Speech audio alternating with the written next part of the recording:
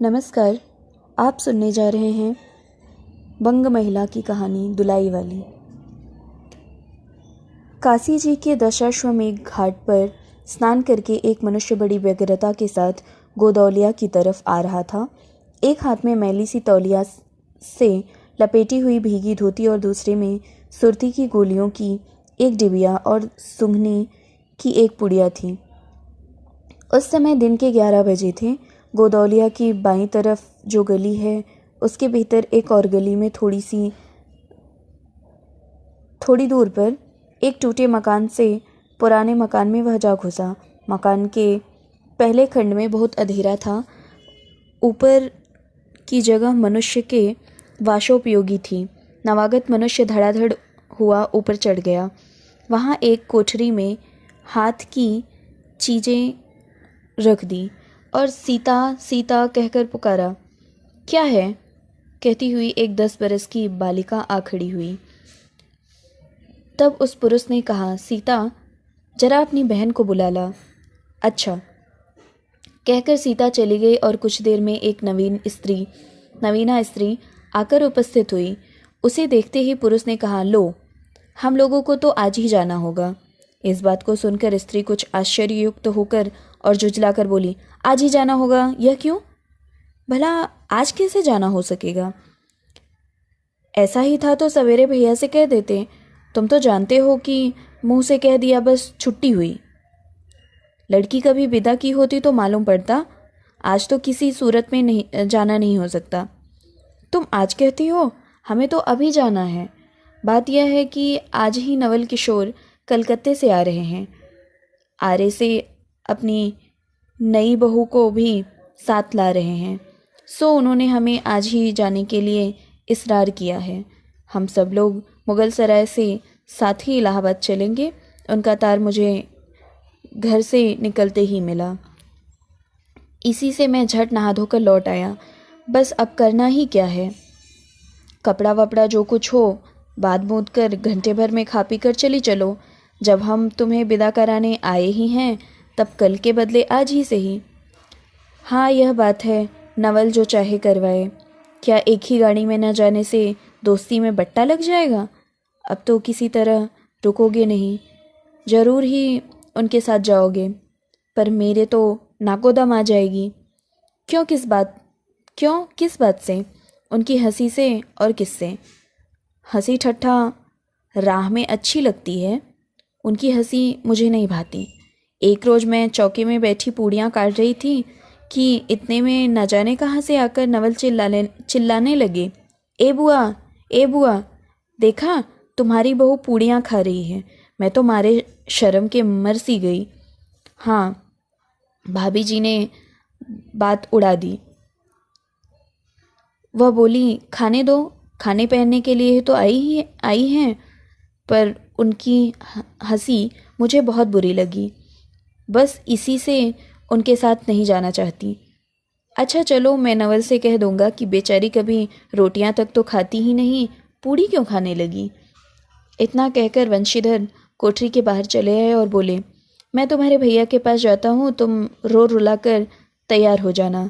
इतना सुनते ही जानकी देई की आंखें भर आई और आषाढ़ सावन की सी ऐसी झाड़ लग गई, आषाढ़ सावन सी झड़ी लग गई। दूसरा भाग। वंशीधर इलाहाबाद के रहने वाले हैं। बनारस में ससुराल है। स्त्री को विदा कराने आए हैं। ससुराल में एक साले एक साली और सास के सिवाय और कोई नहीं है। नवल किशोर उनके दूर के नाते में ममेरे भाई हैं, पर दोनों में नाते से मित्रता का ख्याल अधिक है। दोनों में एक गहरी मित्रता है। दोनों एक जान दो काबिल हैं। उसी दिन वंशीधर का जाना स्थिर हो गया। सीता बहन के संग जाने के लिए रोने लगी। माँ रोती धोती लड़की को विदा की, सामग्री इकट्ठी करने लगी। जानकी देई भी रोती ही रोती तैयार होने लगी। कोई चीज़ भूलने पर धीमी आवाज़ से माँ को याद दिलाती। 1 बजने पर स्टेशन जाने का समय आया। अब गाड़ी या इक्का लाने कौन जाए। ससुराल वालों की अवस्था अब आगे किसी नहीं थी कि 2-2 4-4 नौकर चाकर हर समय बने रहें। सीता के बाप के न रहने से काम बिगड़ गया है। पैसे वाले के यहाँ नौकर चाकरों के सिवा और भी 2-4 खुशामदी घेरे रहते थे। छूछे को पूछे कौन। एक कहारिन है, सो भी इस समय कहीं गई है। साले राम की तबीयत अच्छी नहीं है, वह हर घड़ी बिछौने से बातें करते हैं। तिस पर भी आप कहने लगे, मैं ही धीरे धीरे जाकर कोई सवारी ले आता हूँ, नज़दीक तो है। वंशीधर बोले, नहीं नहीं, तुम क्यों तकलीफ़ करोगे, मैं ही जाता हूँ। जाते जाते वंशीधर विचारने लगे कि इक्के की सवारी तो भले ही घर की स्त्रियों के बैठने के लायक नहीं होती, क्योंकि एक तो उतने ऊंचे पर चढ़ना पड़ता है, दूसरे पराये पुरुष के संग एक साथ बैठना पड़ता है। मैं एक पालकी गाड़ी ही कर लूँ, उसमें सब तरह का आराम रहता है। पर जब गाड़ी वालों ने 1.5 रुपये किराया मांगा, तब वंशीधर ने मन में कहा, चलो इक्का ही सही, पहुँचने से काम। कुछ नवल किशोर तो यहाँ साथ है नहीं, इलाहाबाद में देखा जाएगा। वंशीधर इक्का ले आए और जो कुछ असबाब था इक्के पर रखकर आप भी बैठ गए। जानकी देवी बड़ी विकलता से रोती हुई इक्के पर जा बैठी। पर इस अस्थिर संसार में स्थिरता कहाँ, यहाँ कुछ भी स्थिर नहीं। इक्का जैसे जैसे आगे बढ़ता गया, वैसे वैसे ही जानकी देवी की रुलाई भी कम होती गई। सिकरौली के स्टेशन के पास पहुँचते पहुँचते जानकी देवी अपनी आंखें अच्छी तरह पोंछ चुकी थी। दोनों चुपचाप चले जा रहे थे कि अचानक वंशीधर की नज़र अपनी धोती पर पड़ी और अरे, एक बात तो हम भूल ही गए, कहकर पछता सा उठे। इक्के वाले के कान बचाकर जानकी ने पूछा, क्या हुआ, क्या कोई ज़रूरी चीज़ भूल आए? नहीं, एक देसी धोती पहनकर आना था, सो भूलकर बिलायती ही पहना है। नवल कट्टर स्वदेशी है ना, वह बंगालियों से भी बढ़ गए हैं। देखेंगे 2-4 सुनाए बिना ना रहेंगे। और बात भी ठीक है, नाहक विलायती चीज़ें मोल लेकर रुपए क्यों बर्बाद की जाए। देसी लेने से भी दाम सही लगेगा और रहेगा देश में ही। जानकी जरा भौहें टेढ़ी करके बोली, ओह, धोती तो धोती पहनने से काम, क्या यह बुरी है? इतने में स्टेशन के कुलियों ने आ घेरा। वंशीधर एक कुली करके चले। इतने में इक्के वाले ने कहा, इधर से टिकट लेते जाइए, पुल के उस पार तो 1.5 दर्जे का टिकट मिलता है। वंशीधर फिरक कर बोले, अगर 1.5 दर्जे ही का टिकट ले लूँ तो? इक्के वाला चुप हो गया। इक्के की सवारी देखकर इसने ऐसा कहा। यह कहते हुए वंशीधर आगे बढ़े। यथा समय रेल पर बैठकर वंशीधर राजघाट पार करके मुगल सराय पहुँचे। वहाँ पर पुल लांघकर दूसरे प्लेटफॉर्म पर जा बैठे। आप नवल से मिलने की खुशी में प्लेटफॉर्म की इस छोर से उस छोर तक टहलते रहे। देखते ही देखते गाड़ी का धुआं दिखलाई पड़ा। मुसाफिर अपनी गठरी संभालने लगे। रेल देवी भी अपनी चाल धीमी धीमी करते हुए गंभीरता से आ खड़ी हुई। वंशीधर एक बार चलती गाड़ी ही में शुरू से आखिर तक देख गए, पर नवल का कहीं पता नहीं। वंशीधर फिर सब गाड़ियों को तेहरा गए, फिर घुस कर एक एक डिब्बे में देखा, किंतु नवल ना मिले। अंत को आप खिजला उठे और सोचने लगे कि मुझे तो वैसी चिट्ठी लिखी और आप ना आए, मुझे अच्छा उल्लू बनाया। अच्छा, जाएंगे कहाँ? भेंट होने पर समझ लूँगा। सबसे अधिक सोच तो इस बात का था कि जानकी सुनेगी तो ताने पर ताने मारेगी, पर अब सोचने का समय नहीं। रेल की बात ठहरी। वंशीधर झट गए और जानकी को लाकर जनानी गाड़ी में बिठाया। वह पूछने लगी, नवल की बहू कहाँ है? वह नहीं आए और अटकाव हो गया, कहकर आप बगल वाले कमरे में जा बैठे। टिकट तो 1.5 का था, पर 1.5 दर्जे का कमरा कलकत्ता से आने वाली मुसाफिरों से भरा था, इसलिए तीसरे ही दर्जे में बैठना पड़ा। जिस गाड़ी में वंशीधर बैठे थे उसके सब कमरों में मिलाकर कुल 10 ही 12 स्त्री पुरुष थे। समय पर गाड़ी छूटी। नवल की बातें और न जाने क्या क्या अगड़ बगड़ सोचते सोचते गाड़ी स्टेशन पार करके मिर्ज़ापुर पहुंची। तीसरा भाग। मिर्ज़ापुर में पेटराम की शिकायत शुरू हुई। उसने सुझाया कि इलाहाबाद पहुंचने में अभी देरी है। चलने के झंझट में अच्छी तरह उसकी पूजा किए बिना ही वंशीधर ने बनारस छोड़ा था, इसलिए आप झट प्लेटफॉर्म पर उतरे और पानी के बम्बे में हाथ मुंह धोकर एक खोमचे वाले से थोड़ी सी ताजी पूड़ियाँ और मिठाई लेकर निराले में बैठ अपने उन्हें ठिकाने पहुंचाया। पीछे से जानकी की सुधाई, सोचा कि पहले पूछ लें तब कुछ मोल लेंगे, क्योंकि स्त्रियां नटखट होती हैं, वह रेल पर खाना पसंद नहीं करती। पूछने पर वही बात हुई। तब बंसीधर लौटकर अपने कमरे में आ बैठे। यदि वह चाहते तो इस ड्योढ़े में बैठ जाते, क्योंकि अब भीड़ कम हो गई थी, पर उन्होंने कहा थोड़ी देर के लिए कौन बखेड़ा करे। बंसीधर अपने कमरे में बैठा तो दो एक मुसाफिर अधिक दिख पड़े। आगे वाले में से एक उतर भी गया था। जो लोग थे सब तीसरे ही दर्जे के योग्य ही जान पड़ते थे। अधिक सभ्य कोई थे तो बंसीधर ही थे। उनके कमरे में पास वाली जगह में एक भले घर की स्त्री बैठी थी। वह बेचारी सिर से पैर तक ओढ़े, सिर झुकाए, एक लंबा घूंघट काढ़े, कपड़े की गठरी सी बनी बैठी थी। बंसीधर ने सोचा इसके संग वाले भद्र पुरुष के आने पर उसके साथ बातचीत करके समय बिताएगा। एक दो करके तीसरी घंटी बजी। तब वह स्त्री कुछ अचकचाकर थोड़ा सा मुंह खोल जंगले के बाहर देखने लगी। जो ही गाड़ी छूटी वह मानो कांप सी उठी। रेल का लेना देना तो हो ही गया था, अब उसको किसी की क्या परवाह, अपनी स्वाभाविक गति से चलने लगी। प्लेटफॉर्म पर भीड़ भी ना थी, केवल दो चार आदमी रेल की अंतिम विदाई तक खड़े थे। जब तक स्टेशन दिखलाई दिया तब तक वह बाहर ही देखती रही, फिर अस्पष्ट स्वर में रोने लगी। उस कमरे में तीन चार प्रौढ़ ग्रामीण स्त्रियां भी थी। एक जो उनके पास ही थी कहने लगी, अरे इनकर मनई तो नहीं आइलेन हो, देखा हो रोवल करत हईन। दूसरी, अरे दूसर गाड़ी में बैठा हुई हैं। पहली, दूर बौरही ई जनानी गाड़ी थोड़े है। पहली, दूर बौरही ई जनानी गाड़ी थोड़ी है। दूसरी, तो हो भलू तो कहूँ, कहकर दूसरी भद्र महिला से पूछने लगी, कौने गांव उतरबू बेटा, मिर्जेपुर चढ़ी हो ना। इसके जवाब में उसने जो कहा वह सुन न सकी। तब पहली बोली, हट, हम पूछिल ना, हम कहाँ कहाँ उतरबू हो। आए इलाहाबाद। दूसरी, इलाहाबाद कौन गांव है गुइया। पहली, अरे नाही जानल, प्रयाग जी, जहाँ मनई मकर नहाय जाला। दूसरी, भला प्रयाग जी काहे ना जानी थ, ले काहे के नहीं, तोरे पंच के धर्म से चार दाई नहाय चुकी है।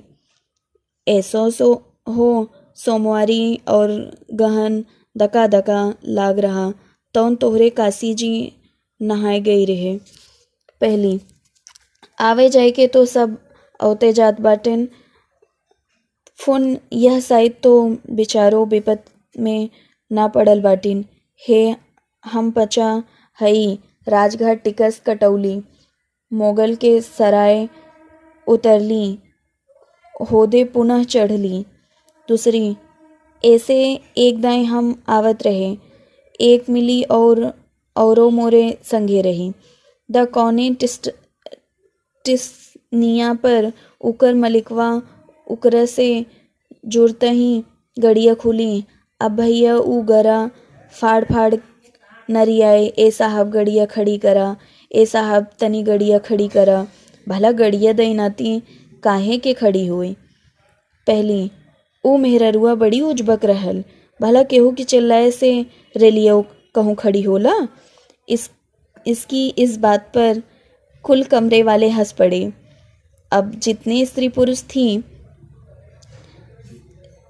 पुरुष स्त्रियां थीं, एक से एक अनोखी बातें कहकर अपने अपने तजुर्बा बयान करने लगी। बीच बीच में उस अकेली अबला की स्थिति पर भी दुख प्रकट करती जाती थी। तीसरी स्त्री बोली, टिकसिया पल्ले बाएं द नाही, हे साहेबवा, सुन तो कलकत्ते ताइले मसूलिया ले, अरे इहों तो नाही कि दूर से आवत रहलन, फरागत के बदले उतर लेन। चौथी, हम तो इनके संगे के आदमी के देखबो ना किया हो गई हैं। तीसरी, हम देखे रहली हो, मजे टोपी दिखले रहलन को। इस तरह उनकी बेसिर पैर की बातें सुनते सुनते वंशीधर ऊब उठे। तब वह उन स्त्रियों से कहने लगी, तुम तो नाहक उन्हें और भी डरा रही हो। जरूर इलाहाबाद तार गया होगा और दूसरी गाड़ी से वे भी वहां पहुंच जाएंगे। मैं भी इलाहाबाद ही जा रहा हूँ। मेरे संग भी स्त्री है। जो ऐसा ही है तो दूसरी गाड़ी के आने तक मैं स्टेशन ही पर ठहरा रहूँगा। तुम लोग में से कोई प्रयाग उतरे तो थोड़ी देर के लिए स्टेशन पर ठहर जाना। इनको अकेले छोड़ देना उचित नहीं। यदि पता मालूम हो जाएगा तो इन्हें इनके ठहरने के स्थान पर भी पहुंचा दूंगा। वंशीधर की इन बातों से उन स्त्रियों की वाक्यधारा दूसरी ओर बह चली। हाँ, यह बात तो आप भली कही। नाही भैया, हम पचे काहीं के केहू से कुछ कही। अरे एक के एक करत ना बाए तो दुनिया चलत कैसे बा, इत्यादि ज्ञान गाथा होने लगी। कोई कोई उस बेचारी को सहारा मिलते देख खुशी हुई और कोई कोई नाराज भी हुई। क्यों, सो मैं आपसे नहीं बतला सकती।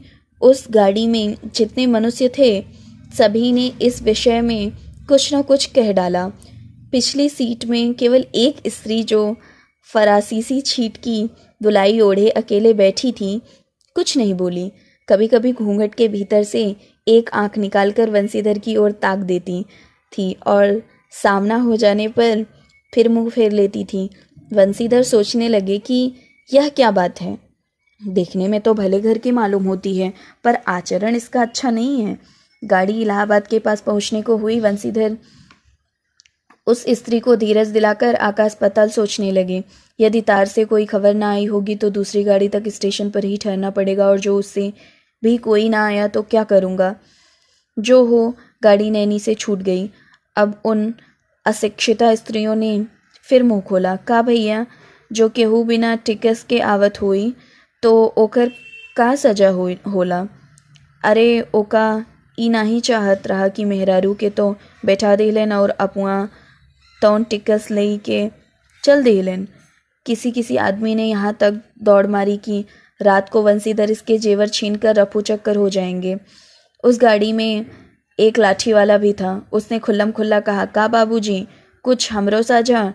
उसकी बात पर वंशीधर क्रोध से लाल हो गए। उन्होंने खूब धमकाया। उस समय तो वह चुप हो गया, पर यदि इलाहाबाद उतरता तो वंशीधर से बदला लिए बिना ना रहता। चौथा भाग। वंशीधर इलाहाबाद में उतरे। एक बुढ़िया को भी वहीं उतरना था। उन्होंने कहा, उनको भी अपने संग उतार लो।